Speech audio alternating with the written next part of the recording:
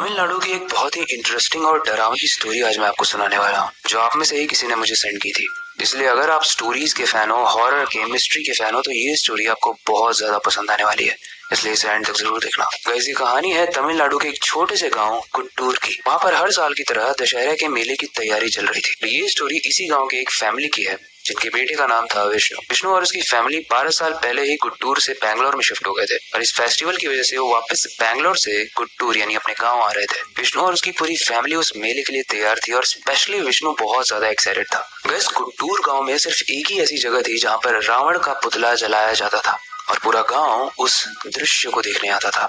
अब जैसे बाकी जगहों पर कोई भी जला सकता है रावण को, लेकिन गुट्टूर गांव में सिर्फ वहाँ के पंडित ही मिलकर जला सकते थे, और उन पंडितों के अलावा किसी को भी रावण को टच भी करना अलाउड नहीं था। अब हमारी स्टोरी का छोटू विष्णु पूरे तरीके से तैयार होकर अपने कजन्स के साथ मेले में घूम रहा था। वो पूरे मेले में कई अलग अलग जगहों पर गया।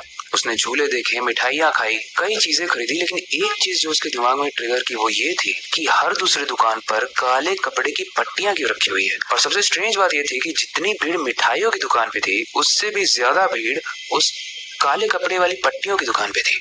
जब विष्णु ने पूछा कि ये सब क्या हो रहा है, तो उसके बड़े भाई ने बताया कि जो गांव के बच्चे हैं उनको ये काली पट्टियां दी जाती हैं, और जैसे ही रावण जलता है, इस गांव के बच्चों को कहा जाता है कि अपनी आंख पर वो काली पट्टियां बांध लो। विष्णु को कुछ समझ में नहीं आता, ये क्या बात हुई। हम तो रावण को ही जलते हुए देखने आए और वही ना देखें। मगर वो उस वक्त के लिए उस चीज को इग्नोर करता है और वापस से मेले में घूमने लगता है। गाइस, अब 5 मिनट थे रावण को जलने में। बहुत सारे लोग एक्साइटेड थे, बहुत सारे लोग डर भी रहे थे, और तभी जैसे ही रावण जलने वाला होता है, बच्चों को काली पट्टियां डिस्ट्रीब्यूट की जाती है, एग्जैक्टली उसी तरीके से जैसा विष्णु को एक बड़े भैया ने बताया था। और उन्हें कहा जाता है कि अपनी आंखों पर काली पट्टी बांध लो। सारे ही बच्चे जिनके आंखों पर पट्टी बंधी हुई थी, वो मेले के दरवाजे पर इकट्ठे होते हैं। ऐसा लगता है कि जैसे ही रावण चलेगा, वो सब वहां से भाग जाएंगे। ये सब देखकर विष्णु बहुत आश्चर्यचकित हो ही रहा होता है, तभी उसके पापा एक काली पट्टी लाकर विष्णु के आंखों पर बांध देते हैं। विष्णु ने पापा से पूछा, पापा ये सब क्या हो रहा है, मुझे रावण को देखना है।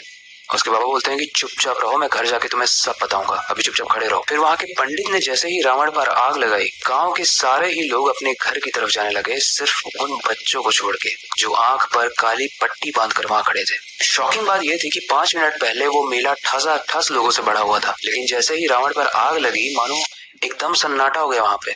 उन बच्चों के अलावा वहाँ पर कोई भी नहीं था। उनकी फैमिली भी हड़बड़ी में भागने लगी, लेकिन विष्णु को कहा गया तुम यहीं पर खड़े रहोगे। बट गाइस, बच्चे कैसे होते हैं, विष्णु से रहा नहीं गया, और विष्णु ने अपनी आंखों की पट्टी थोड़ी सी ऊपर करके रावण को देख लिया।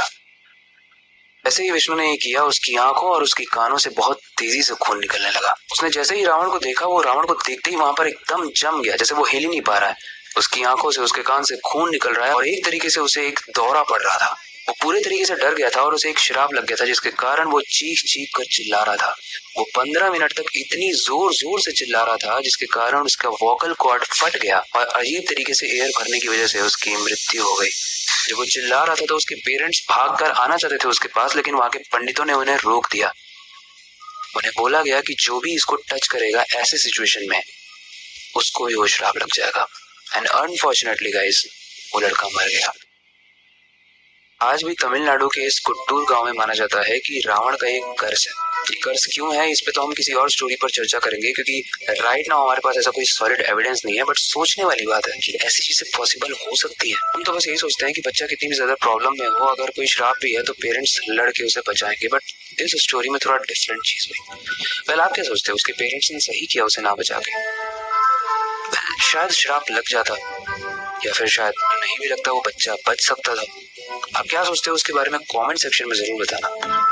आपके पास कोई नई स्टोरी से रिलेटेड सजेशन है तो उसे भी आप कमेंट सेक्शन में बता सकते हो। वेल, वक्त आ चुका है इस स्टोरी को एंड करने का और नई स्टोरी पर काम शुरू करने का। लेकिन जाने से पहले मैं बस एक ही चीज कहना चाहूंगा, अपनी क्यूरियोसिटी को डाई मत होने देना, नई चीजें सीखते रहना। अपने बेड के नीचे और खिड़की के बाहर जरूर देख लेना। मिलते हैं अगले वीडियो में।